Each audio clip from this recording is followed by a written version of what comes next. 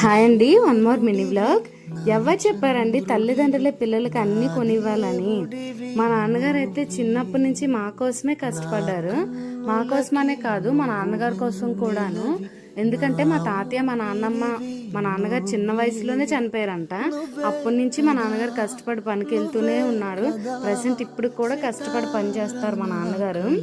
అసలు ఆయన కోసం ఆలోచించుకోరు అనమాట. మా నాన్నగారు బండి పాడై చాలా రోజులు అయ్యింది. అందుకని బండి కొనుక్కోమంటే మాత్రం డబ్బులు లేవమ్మా అని ఆలోచిస్తున్నారు.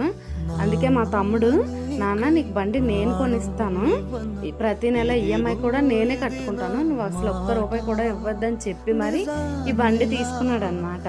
ఈ బండి మాకు 1,20,000 పడింది. అయితే ఆ రోజే ముహూర్తం బాగుందని చెప్పి అక్కడే దగ్గరలో ఉన్న దేవి తల్లి గుడికైతే వెళ్ళి పూజ చేయించి అక్కడి నుంచి మా తమ్ముడు, మా అమ్మ అయితే స్టార్ట్ అయ్యారు.